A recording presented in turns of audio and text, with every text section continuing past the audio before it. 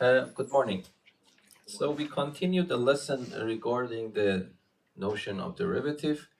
I have just picked up this example exactly from your book to refresh your memory a little bit and then continue towards today's lesson. So we want to solve this problem. That is not a new problem, but I just want to refresh your memory. So determine an equation of the tangent line to the graph of this function at the point on the graph whose x-coordinate is 2. So this is a very typical problem. So I can play around with this problem a lot. I can change the function, I can change the point, but the structure will remain the same. So I want you to really understand that.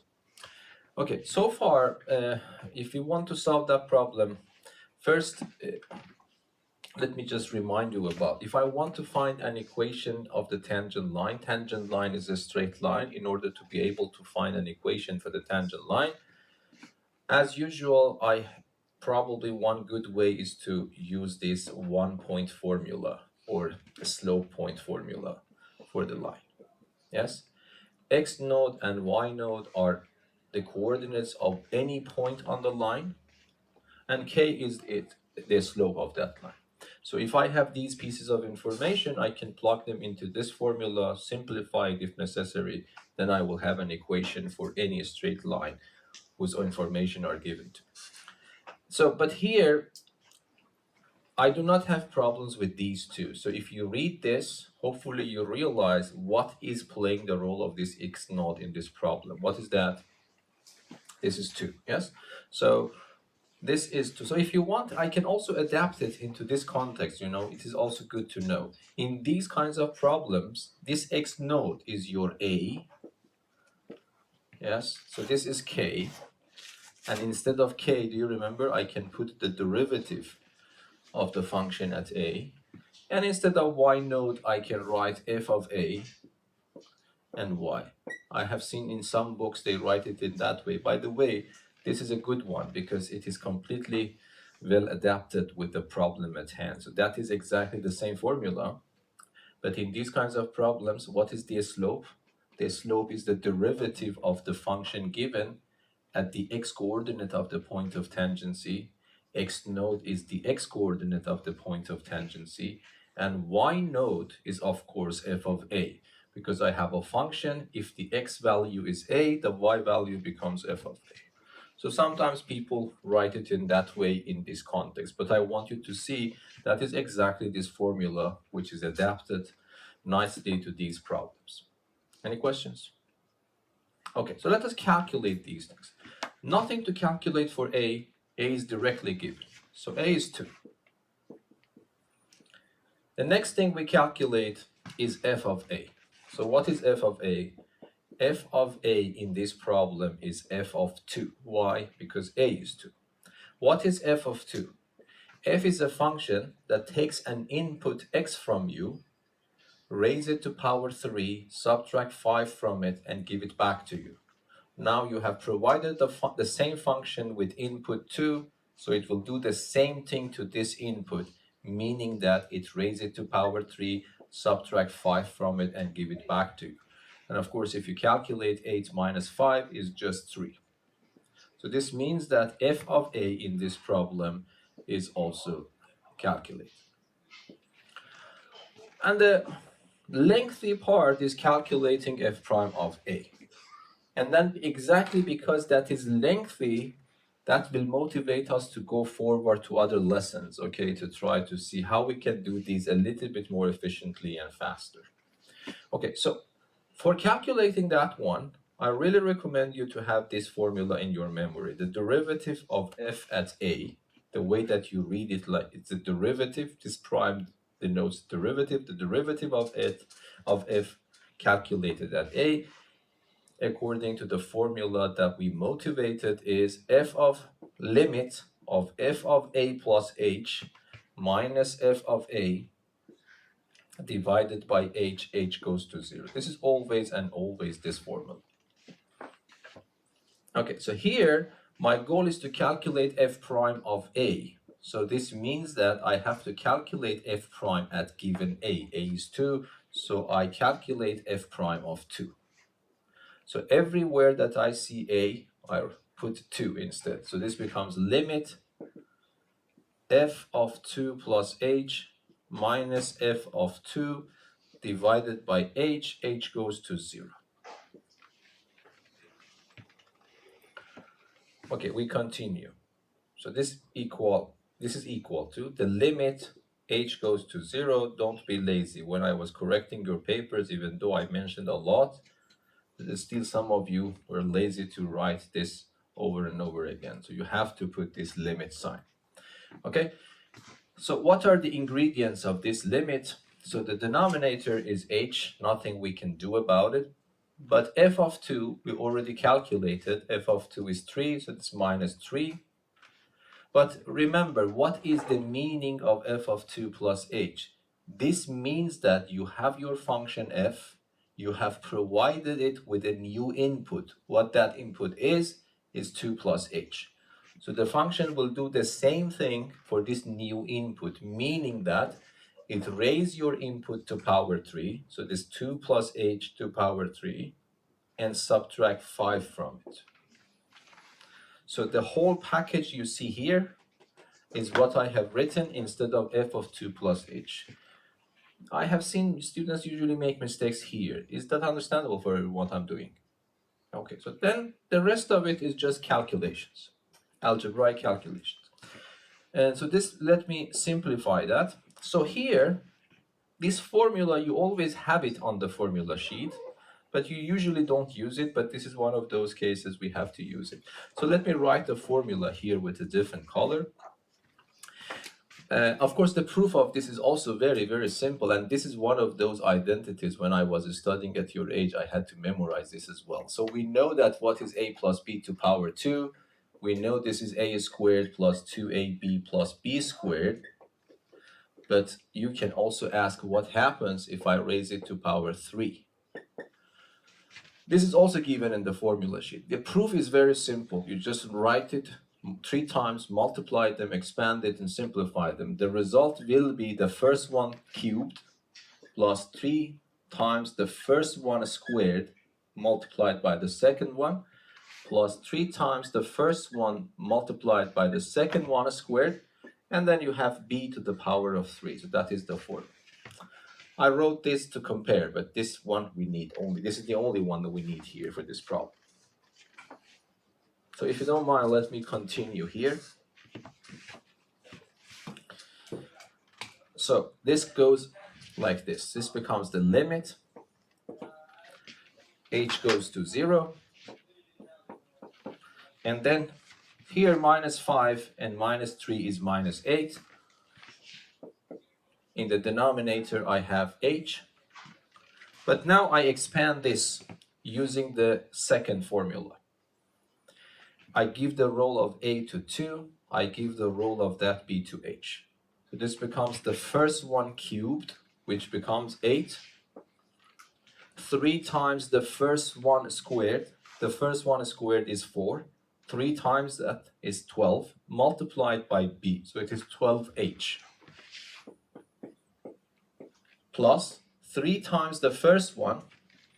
3 times the first one is 6, but multiplied by b squared. So multiplied by h squared. So this becomes 6h squared. And then finally the last one, the second one to power 3, which becomes h to power 3.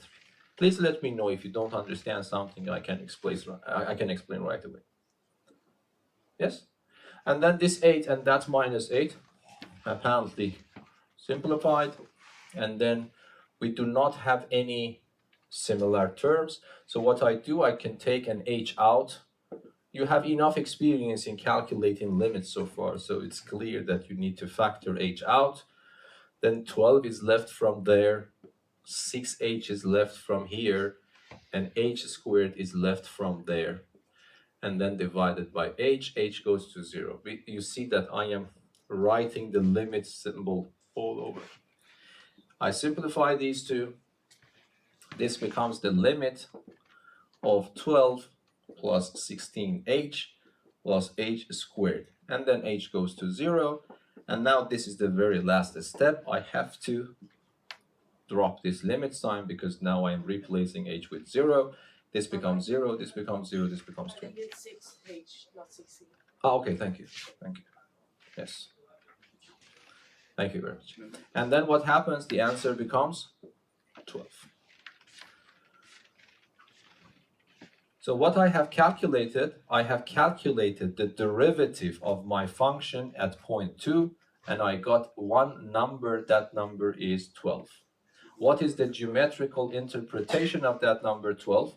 It means that if I can draw the graph of this function and look at the point on the graph whose x-coordinate is 2 and can manage to draw a tangent line to the graph at that point, the slope of that line is 12.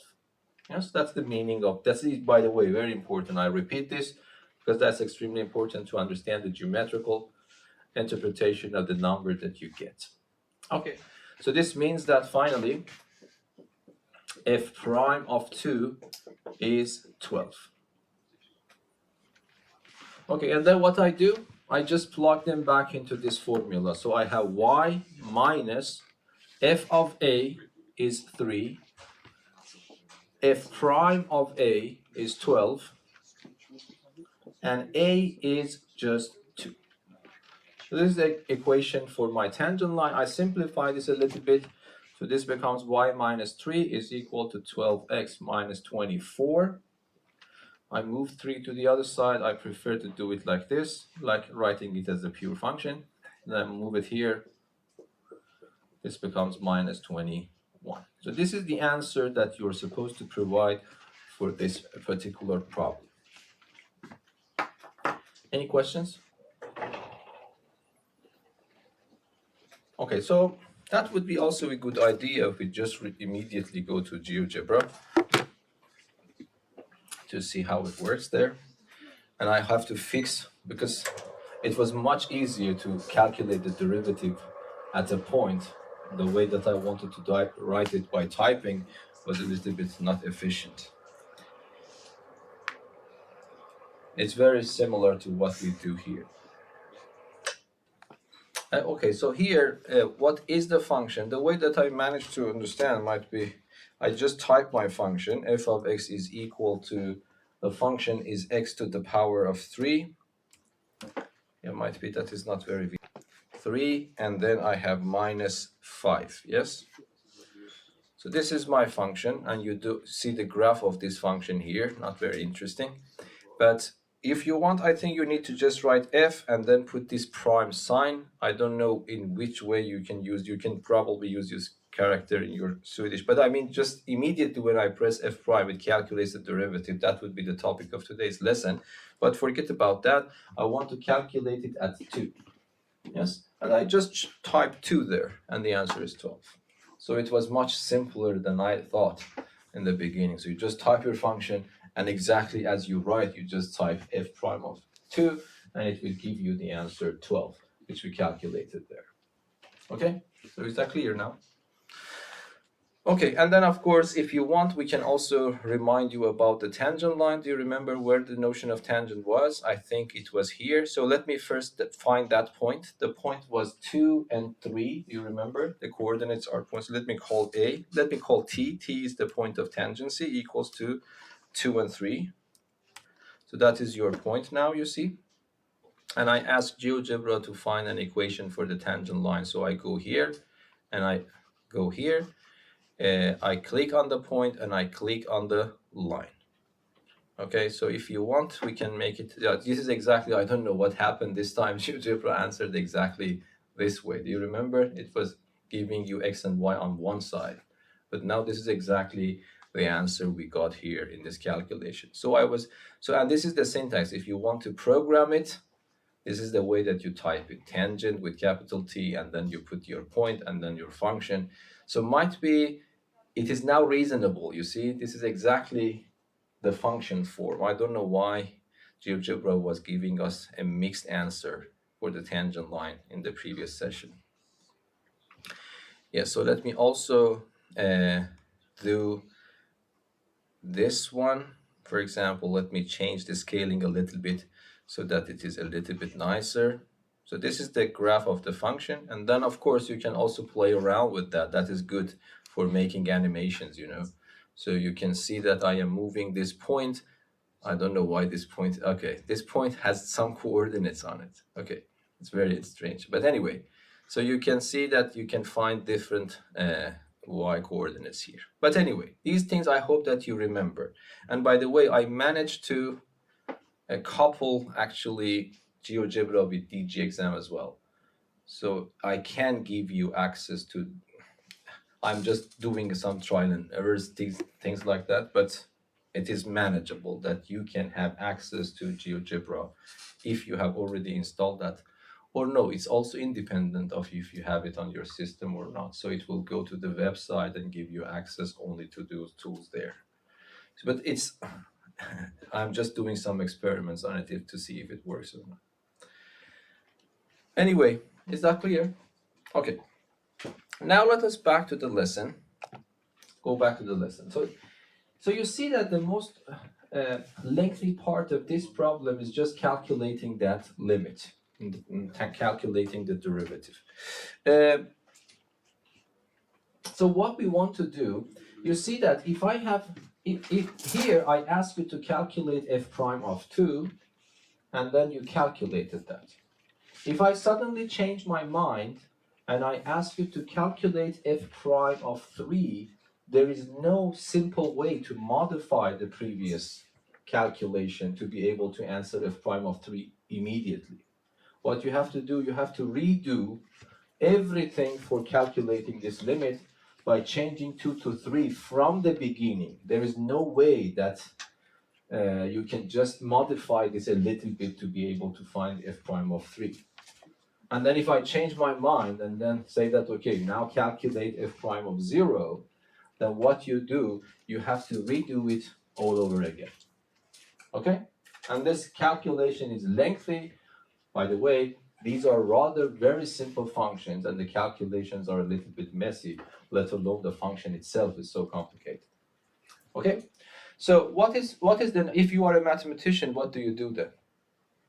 Either you have to get rid of the notion of the derivative, which you cannot because it is so important, or you have to find a way to make it a little bit more pleasant. Yes.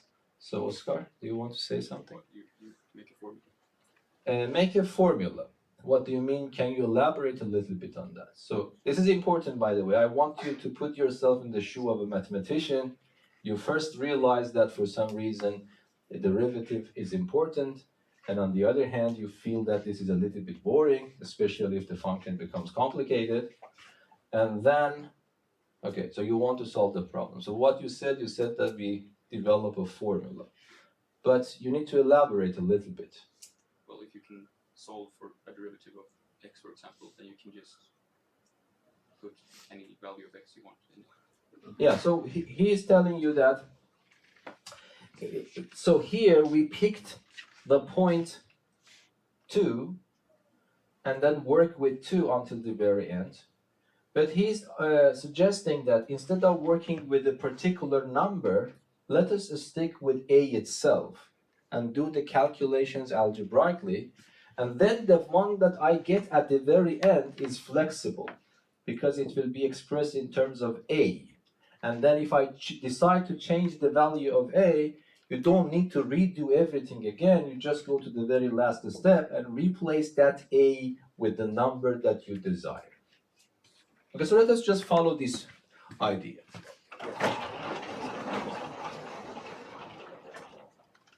So let us redo, be patient, because I want you to understand this is very natural. I want you to see that if you also are a mathematician, this is the natural way to do it. So if you just start calculating f prime of a, but for that function, okay? So I'm emphasized for that function there. So this becomes the limit. The formula is on the board. It's here.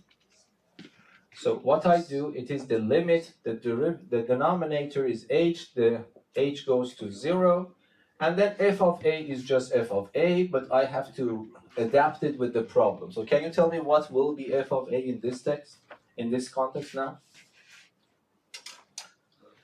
So this is my f of x.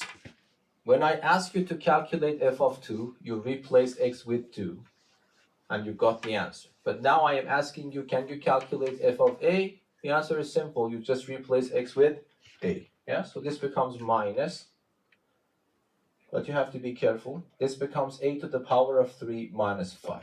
Agree? This is f of a. But what is f of a plus h?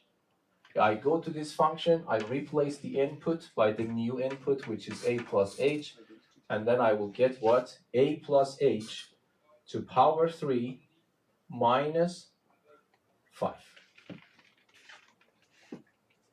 And then I have to calculate this limit. And I hope that you are not confused. This is one of those limits you had in the exam. There are two variables in this problem. One is h, one is a. Which one is the variable, the real variable? In this limit, h is the real variable because I am changing the value of h and making them smaller and smaller. I am assuming that a is fixed in this problem so far. So what I do, I will expand that. So this becomes the limit. Like exactly according to the formula here on the board, I will actually use that. A is just the same A, but wherever I see B, I put H.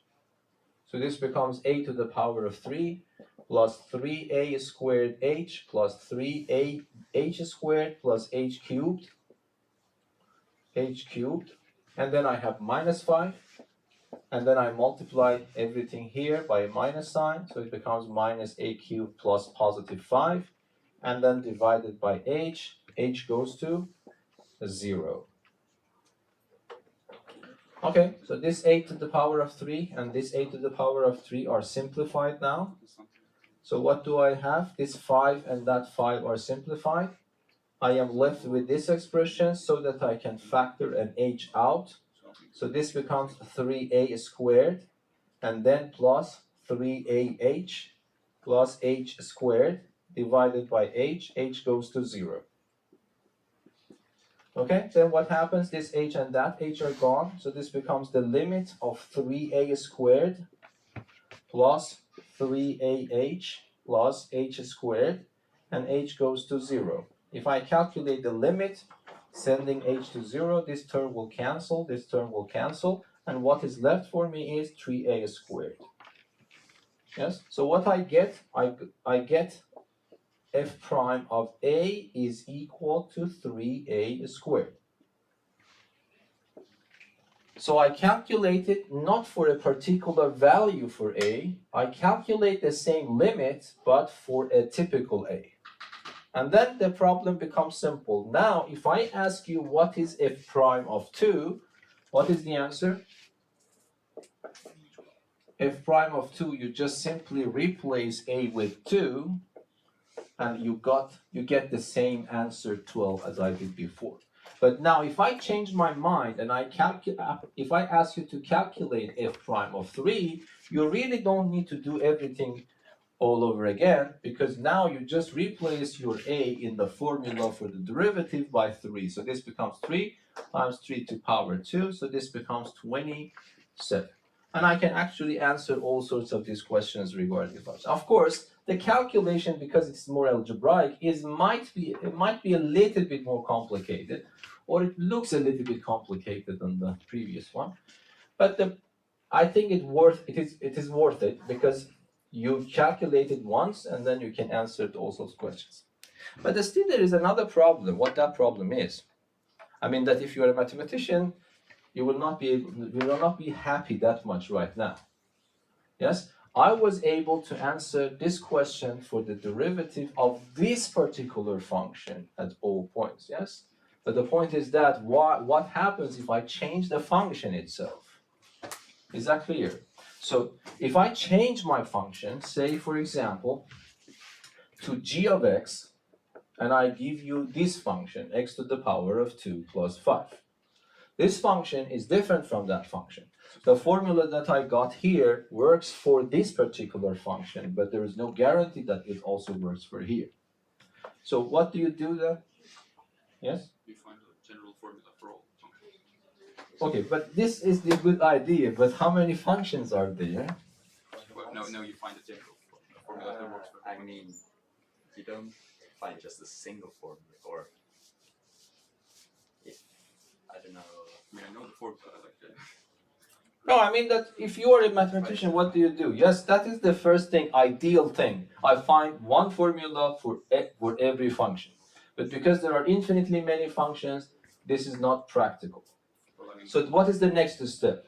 Maybe try to split it up into like multiple formulas for different kinds of functions. Yeah, exactly. So you start categorizing your functions and try to find one formula for each category. what do you have written? So this is the best we can do, by the way, yes? There is nothing much we can do about it.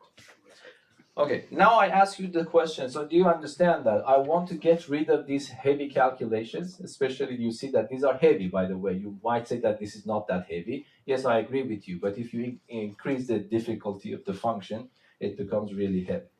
Okay, and then the point is that I want to be able to somehow organize this. Okay, so what I do, I will try to categorize the functions that appear in mathematics. Of course, still I cannot categorize them because the notion of function is quite broad. I cannot categorize all kinds of functions, but there are some famous functions that appear quite a lot in mathematics. At least I can categorize them and find a formula for each category.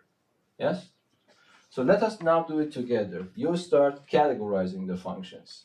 So what is the simplest possible function that you can imagine?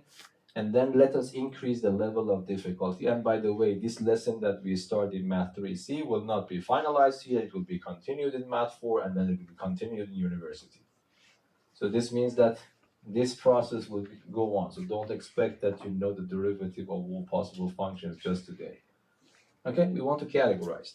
So, but the simple ones, so if you want to start categorizing the functions, what is the simplest possible function that you can imagine? Yes? A constant. A constant function. What is a constant function? A constant function is that it doesn't care what you put in, it gives you just a constant back. For example, f of x equals to 5. This is called a constant function. So whatever I put in, the output is 5, independent of this. So it's a very it's very simple to work with this one. So we want to calculate the derivative of a constant function. Of course, 5 is one particular constant function, but if you don't mind, let me change it to letter C for English, or I think in Swedish it is K. So f of x is equal to C is my constant function, whatever C is. And then try to calculate the derivative of this function. But for this particular lesson, I want to do some adjustments because what I want to do, I want to replace a with x in the original formula because I want to find formulas. It is better to express them in terms of x rather than in terms of a. So I will adjust the formula a little bit. So this is f prime of x is the limit of f x plus h minus f of x over h goes to 0. Whenever I want to find a formula for a particular function, it is better to replace letter a with letter x. It's more common, yes, if you want to write functions. Okay, so I want to calculate the derivative of this one. What I do, I write the formula. The formula is already written here, I just want to use it. But can you tell me how to put the different parts? H is h goes to 0. Okay, for f of x minus, I put minus here.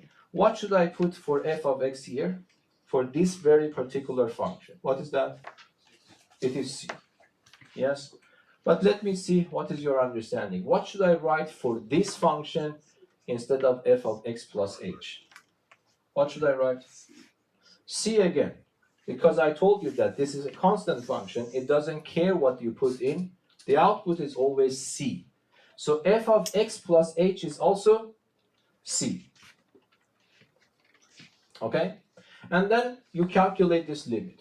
But the calculation of this limit is extremely simple because whatever this number is, when you subtract that number from itself, this becomes 0 over h and h goes to 0. What the answer is? 0. Okay? So the derivative of a constant function is 0, regardless of what the value of the function is. So this is always equal to 0. I will categorize them in some table, so we'll try to complete it in the next few lessons. But for the time being, this is what I'm. So for example, if I give you f prime of x to be 5, f of x to be 5, you can conclude that f prime of x is 0. By the way, what does this mean? So if I ask you what is f prime of 3, what is your answer for this function? What is f prime of 3? 0. Because you found that for any x, f prime of x is 0. Now I am asking you what is f prime of 3. If it is 0 for every x, it is also 0 for 3. So that is also 0. So this is interesting. You see, if I start with a constant function, the derivative is also a constant function, but the value of the derivative is always 0, regardless of what the value of the original function is. Okay? So first let me try to understand this from geometrical point of view. This is a little bit counterintuitive. This is, by the way, definition of a tangent line to a straight line. So if I ask you what is the graph of a constant function, for example, this is a constant function, so the graph of this function is a horizontal line. So I have to draw one line. So assume that in your head c is 3, for example. And then you go here to 3 and draw a horizontal line. So this is the graph of y equals to c, assuming that this point is c.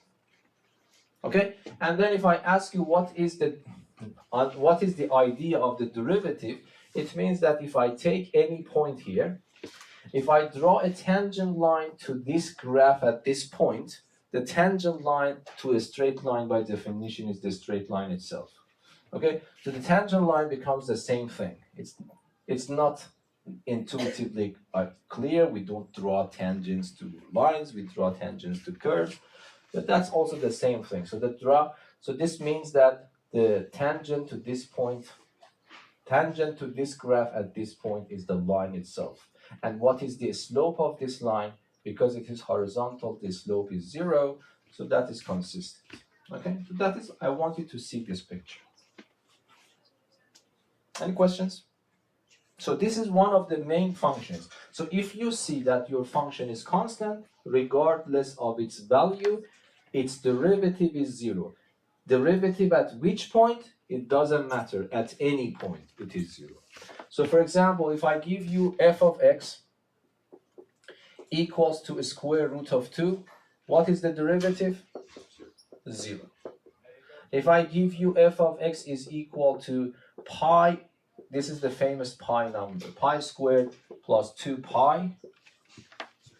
What is the derivative? The derivative is again 0. It doesn't matter how I write it.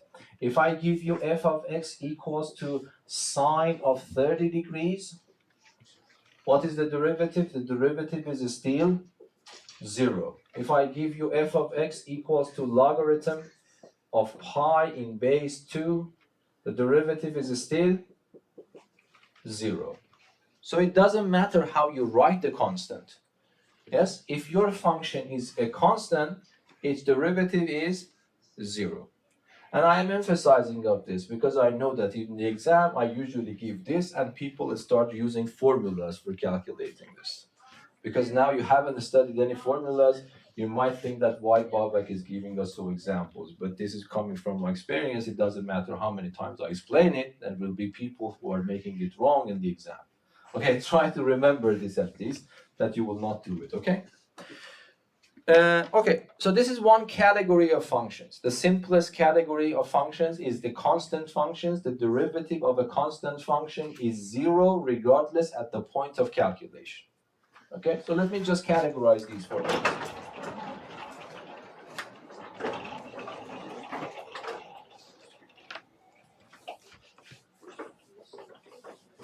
So this, I set up a table here for you, and then little by little, at the level of matrices, of course, we will complete this table. So this table, let me just set it up like this.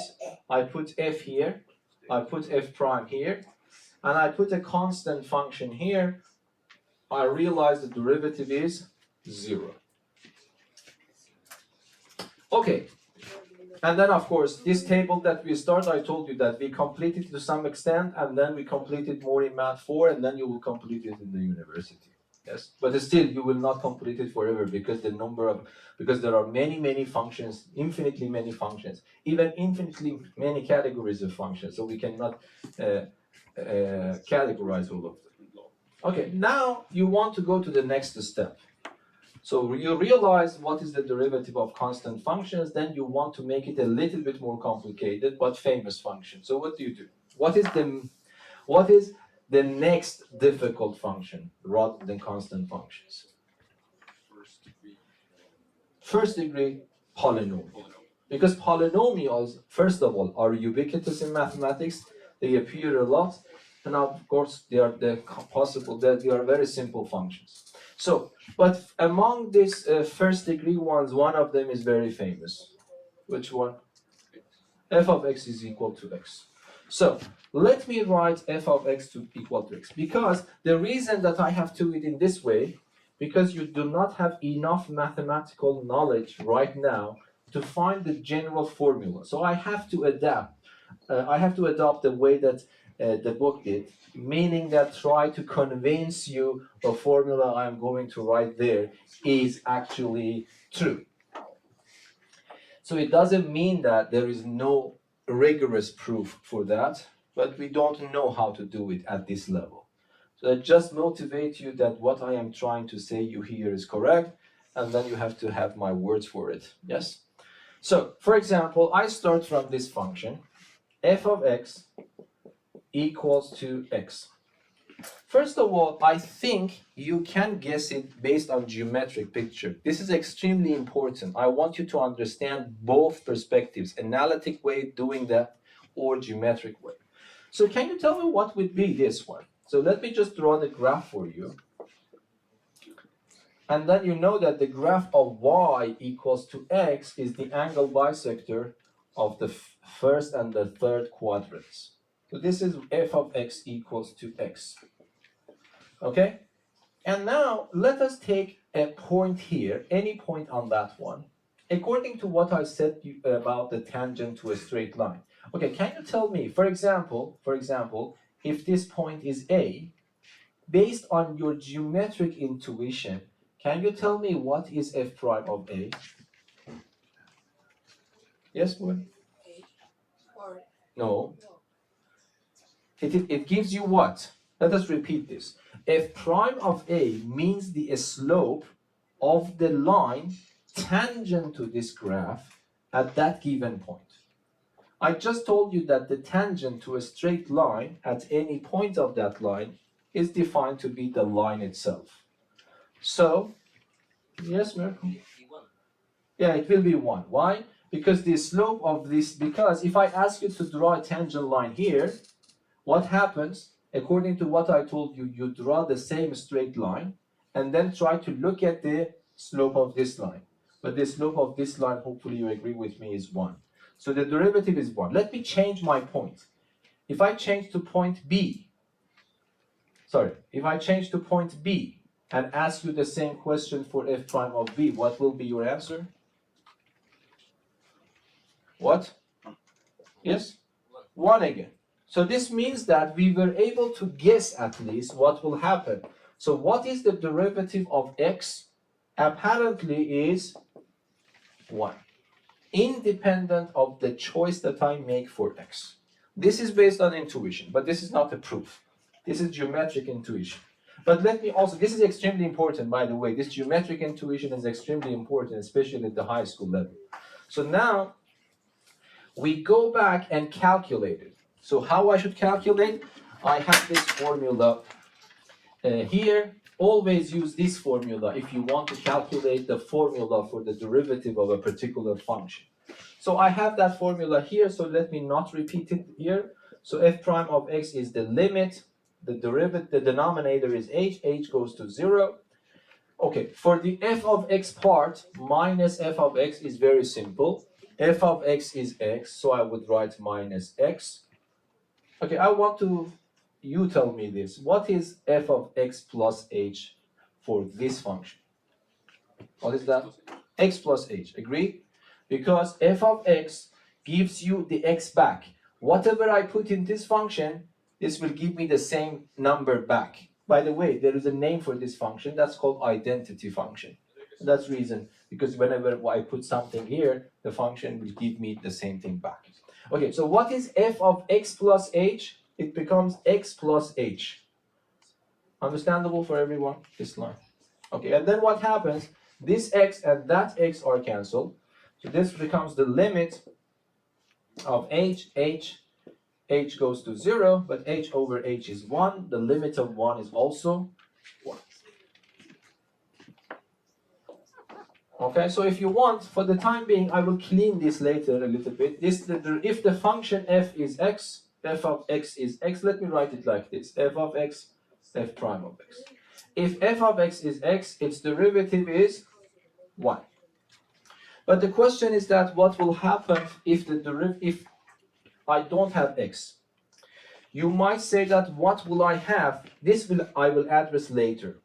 Because did I categorize all first degree polynomials? No. The general first degree polynomial is ax plus b. Okay? I will leave the answer to this question later. So let us keep it for the time being. Okay? So I do not want to go to the most general case of first degree polynomials. Rather, I want to increase the power. Okay? So from x, I want to see what happens for x2. I want to see what happens for x3 and try to see if I can cook up a pattern. It is not a rigorous way of doing things, but this is the only thing we can do. Okay, so let me change the function. Of course, I told you I will clean it. So be ready. If you're writing with a pen that you cannot draw it, I will remove this later. So let me write x squared here. And try to do the same thing. This is not one of those cases that I can find it from geometrical picture. Because that is not easy, because I have to calculate. So let me clean this.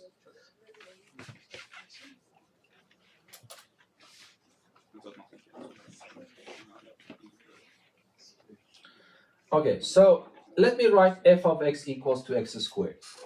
And then the formula is up there, so I have to use that formula once more here. So f prime of x is equal to the limit. H is in the denominator, h goes to 0. I have a minus sign here. On the right-hand side, f of x itself. F of x is x squared, so I do not have any problems here. What should I write here? I have to replace every appearance of x with that new input, which is x plus h.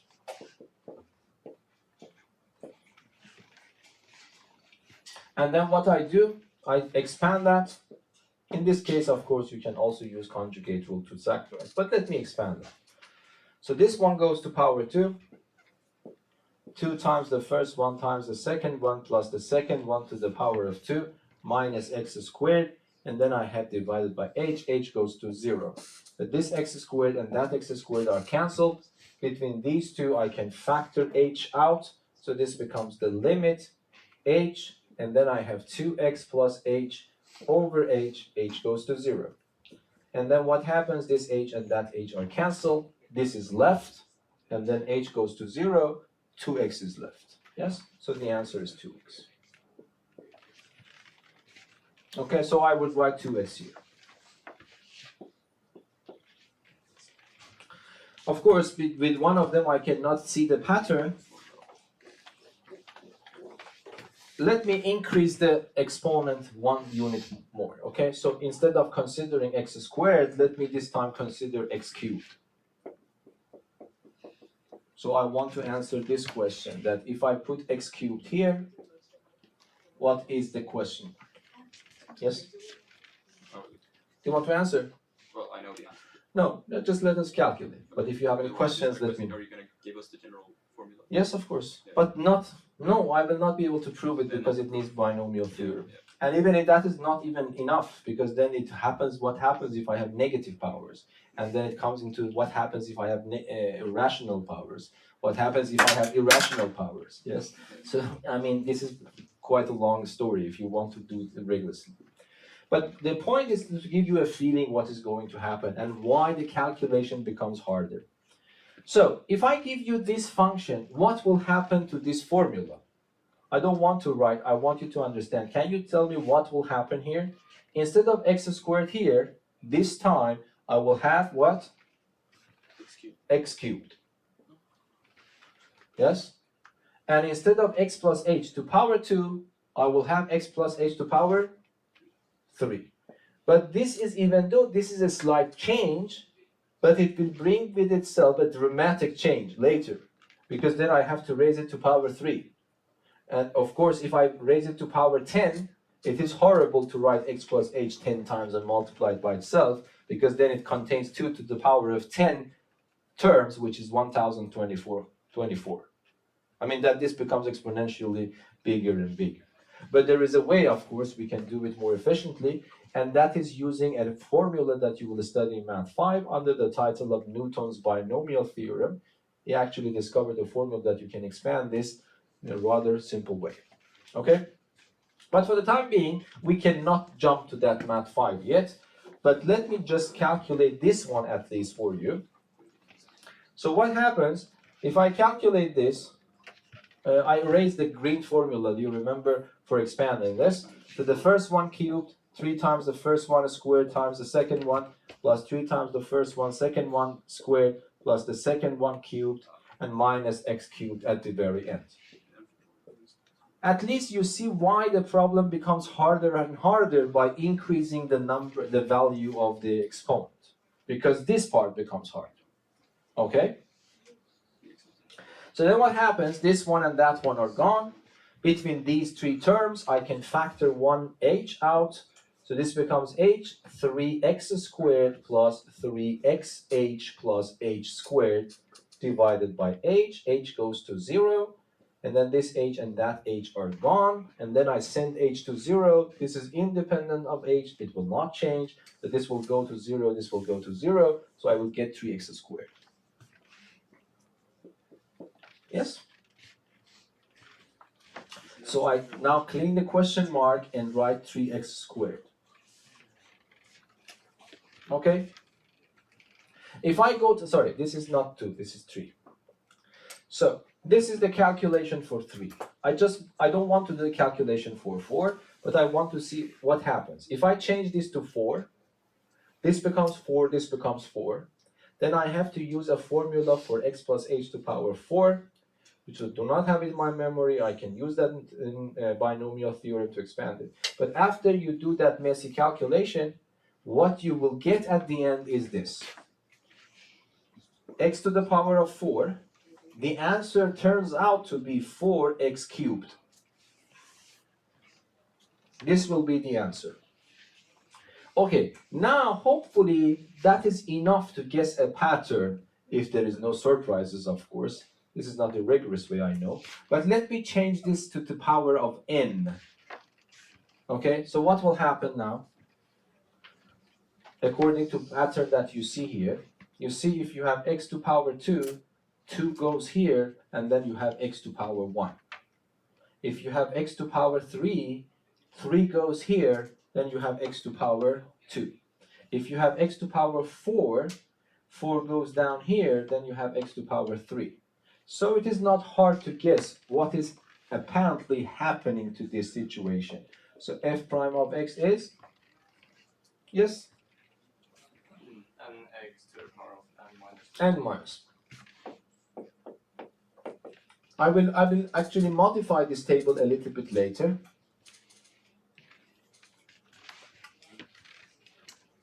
This is the formula. But I motivated you just only for n in n. Yes? But it works. By the way, do you think that this also works here? Why? Because here, x, what is x? X is to power 1. So according to this rule, 1 goes down, x to power 1 minus 1. So this becomes 1, x to power 0. X to power 0 is 1, so this becomes 1 again. So all these 4 rows can be summarized into one single formula, and that is this one. But now, this is not the only exponential function. It's a polynomial, because n is an integer, is a natural number. But what happens if I have this function?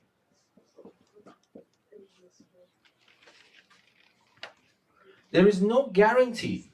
I want you to understand, there is no guarantee that this formula that I discovered, assume that I really did it in a proper way, meaning that I knew the formula, Newton's formula, I did it properly, I was able to get this formula, but that formula is only for natural numbers. But natural numbers are not the only numbers. For example, the simplest scenario that I can imagine is that what happens if I have x to power minus 1? There is no guarantee, I want you to feel it, there is no guarantee the same formula works here. Why is that? I want you to see that. So let me just do it again here. Now let us concentrate on this function now. So what I do, I start writing f of x equals to x to power minus 1 and try to use the formula top there as usual to calculate f prime of x. Okay, help me to write it down. So this limit h goes to 0 is always the case. I have a negative sign here. So can you tell me what should I put on the right hand side of this negative sign? X to power minus 1, because you see that's the same function f of x. My function in this case is this one. Now tell me what should I write here? X plus h to power minus 1.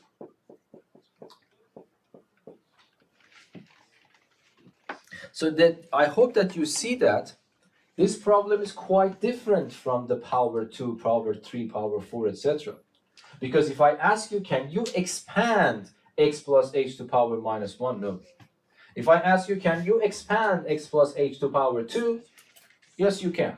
Can you expand x plus h to power 3? Yes, you can. You write it 3 times multiplied by itself, yes? But can I write x plus h to power minus 1 expanded? No.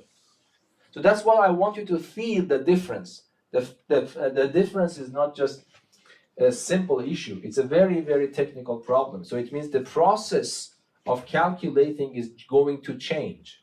The way that I follow to calculate my limit for the previous cases cannot be followed in this case. Okay, so what can I do then? If I want to calculate this limit. Yes?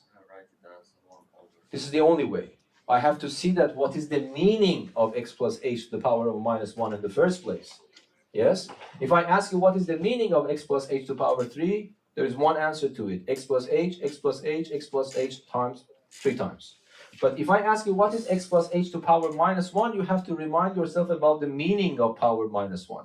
There's only one definition for that. So there is only one way. If it's going to work, you have to follow the rule. So this becomes 1 over x plus h with the first one, minus 1 over x over h.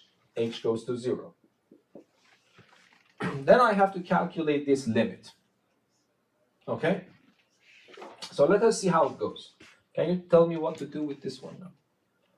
Find the common denominator. Yeah, I take the common denominator there. So what I can do, I can take the limit, I copy and paste the denominator h goes to 0. Between these two fractions, I take the common denominator, which is x plus h times x this time.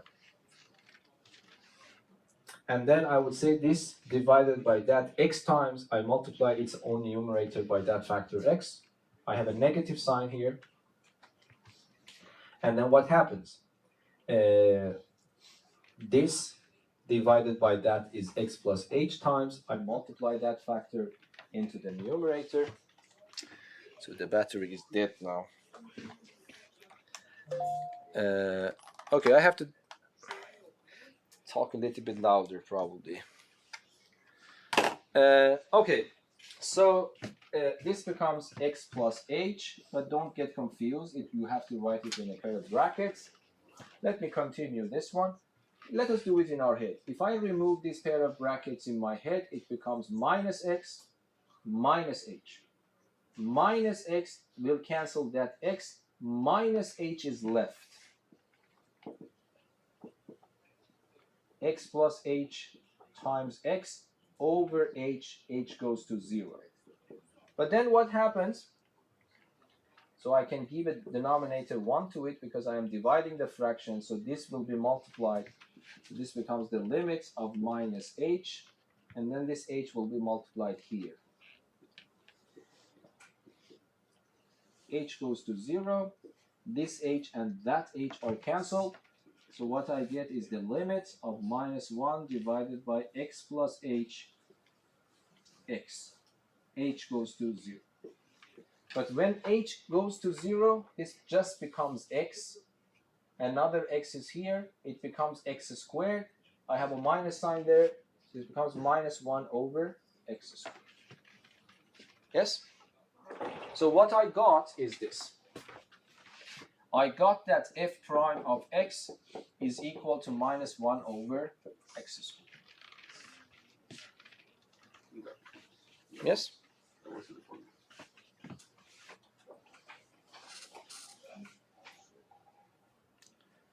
It seems a little bit disturbing because it seems that we have to memorize different formulas.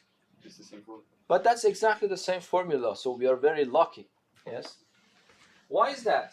Because if let us blindly use, this is one of those cases that if you are not that knowledgeable and use this formula for this one, accidentally you get the correct answer with quite different logics. So you realize the way that I calculate this limit was quite different from the way that I did the calculations for natural powers. But do you agree that's the same formula? Let us see that.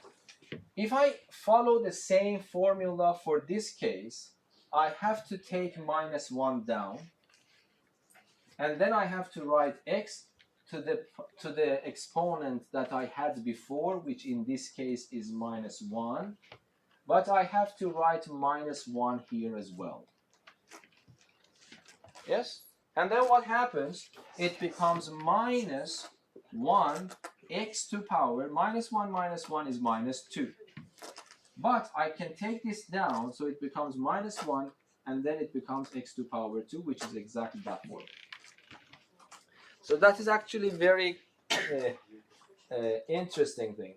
There is no guarantee a priori that this would be the case. But this is very interesting. Even if I have negative 1 at least, it is following the same rule. Okay?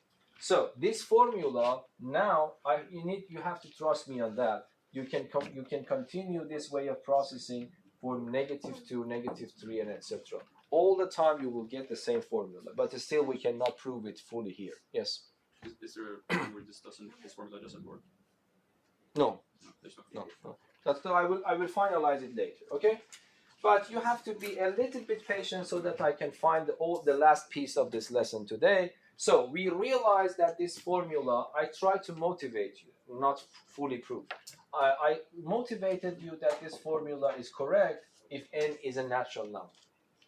I also try to motivate you, at least I prove this exactly, that this formula also works if n is equal to -1. How? I calculate using this formula for n equals to -1. I put it aside, and I also calculate it in the correct way. And I saw that coincidentally the answers are the same. And now my news to you is that this will continue even for -2, -3, -4, etc. Okay? But this is not the whole story, because I have also fraction powers. Yes? So what happens if I have x plus 1/2? This 1/2 is not an integer at all. But what is the formula? Okay, let us discover that one, and then the lesson will actually finalize by making that table a little bit simpler. So what I want to do,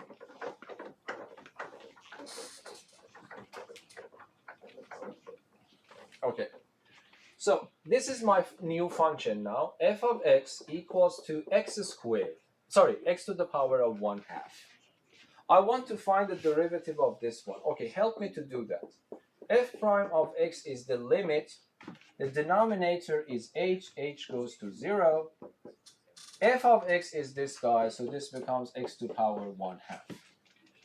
And then what should I write for f of x plus h? X plus h to the power 1/2. Then I am a little bit in trouble. What should I do now? Can I expand? No.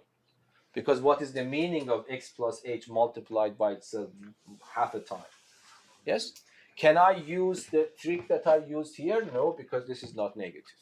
Write it as a square root. As a square root. Yes? So what I can do, I would write it as the limit square root of x plus h minus the square root of x over h goes to 0. And then this is one of the problems I gave you in exam, but I didn't give you x, I gave you 4. And that's the same thing but for x. And many people actually miss this. I don't know why. We trained ourselves for that to prepare you for this lesson. This becomes the limit. You remember what was the rule? I have to multiply by the conjugate. Yes? So this becomes the limit of square root of x plus h minus the square root of x over h. I rescale it by the conjugate expression.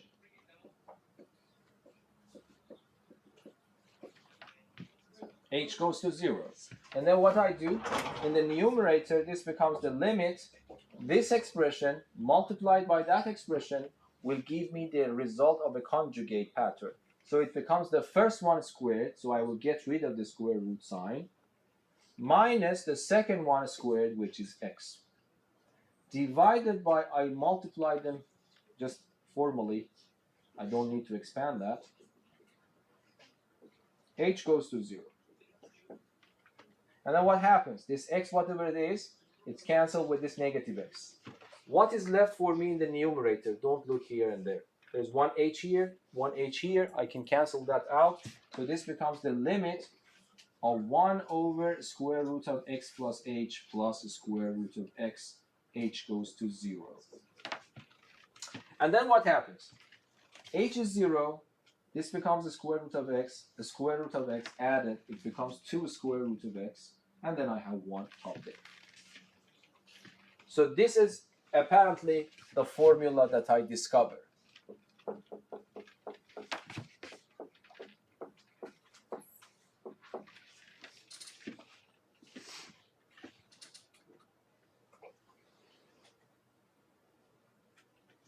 It seems to be a bad news because it seems that I have to memorize a new formula.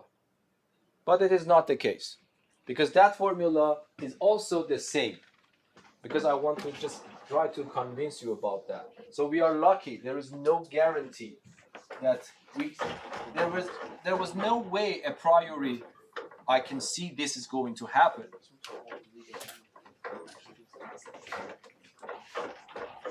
Okay, so why this is the case? Assume that I give you that formula. I ask you blindly use that formula up there for this case. What do you get? 1 over 2 goes down. X to power 1 over 2 minus 1. If you just blindly use that formula up there again, regardless of if it is true or false. But let us see what happens. This becomes 1/2. X to the power of 1/2 minus 1 is minus 1/2. This minus 1/2, I can make the power positive by taking it down. So this becomes 1 over 2 is already there. I bring it to the denominator, it becomes to the power of 1/2. But x to the power of 1/2 is another name for what? Square root of x. So this is very nice, that even though there is no reason to believe a priori that the same formula that I found for natural numbers also is working for negative numbers, for fraction powers, it works. But of course, this is not a proof. I'm trying to motivate you by just giving you some examples. Is that clear? So what we do now, I go back to my table. I clean everything that I have written here, all of them, and just write one single simple formula. X to power a. Any a. A is a real number. And the answer is the same. A goes down, x to the power of 8 minus 1 is the answer. Because all these things can be combined. But I really recommend you, the people who want to do calculations a little bit faster, I recommend you to have this in your memory. Also, this is extremely important, to have that one in your memory in this form. Okay, in Swedish system, this formula is not given to you, but in Cambridge formula sheet, you always have this formula as an extra formula, okay? So, if you don't have that formula and you don't have it in your memory, all the time you have to calculate it using this from scratch. That's up to you, but I recommend you to memorize that. That's not a hard formula. But the good news is that so far we have only these two functions categorized today. The good news is that it doesn't matter what kind of power I have here. All of them will follow the same rule. Let me just repeat. I didn't prove this rigorously for you. Okay? I try to motivate you that yes, apparently this is the case. Yes? Any questions? Is that clear? Of course, the lesson is far from being finished. I have to continue with a lot of examples, and then we continue. So one of our goals to this lesson is to complete this table with more rows. 2 or 3 more rows we will continue this year, and then we will continue that next year. Let me see if I have missed something. Okay, so let me just write the special cases here with the red line. In the formula sheet, you only get this one. But I would recommend you to have these in your memory as well. So let me write with a different color. This is called optional. I would recommend you to have them in your memory. So what happens if I have x, only x? A is 1, so the derivative of x is just simply 1. The derivative of 1 over x is simply minus 1 over x squared. The derivative of x, or square root of x, is 1 over 2 squared. None of them are explicitly given in the formula sheet. You can, of course, find all of them using one single formula, but these are so ubiquitous, I recommend you to have somehow them in your memory. But it's not necessary, of course. Do you think for that notation where you just take an expression and put it in brackets, you can do that? No. No. But I'm just trying to say, no, it's not very bad, but yeah, very rigorously, no. But I'm just trying to give you some mnemonic how to memorize things. But of course, I have seen this notation they used in the book, but rigorously, it's not a good thing. Because you need to feel that's a function first. Okay, so if I want to summarize, we just use the formula of the derivative over and over and over again. But the good news is that you can forget about everything if you're not interested that much about the details. What we got is 2 rows of this table. Yes? But still, I want to tell you that we still don't know what happens to this function. If I ask you, do you know the derivative of this? The answer is yes, it is 2x. Do you know the derivative of that part? Yes, 3x squared. But do you know the derivative of this one? For the time being, no. And for some reason, the book don't think that this is necessary to talk about this. They take it for granted and then take the derivative, this one plus that one. But that is not trivial at all. So we have to talk about that one as well, okay? If I have the sum of 2 functions, what I have to do, the difference of 2 functions, the product of 2 functions, divisions, they are taking these things for granted in the book somehow. Yes? The rep of what functions is... f of x equals to x? Yes. F of x is equal to 1 over x. F of x is equal to a square root of x. I wrote them in a very sloppy way so that you can, if you want, you can memorize them. Okay, any questions? Okay, so it was a very long lesson. I told you that this math lesson is the serious lesson that you are encountering. So if you don't study it quite well, by the way, let me just pause recording here.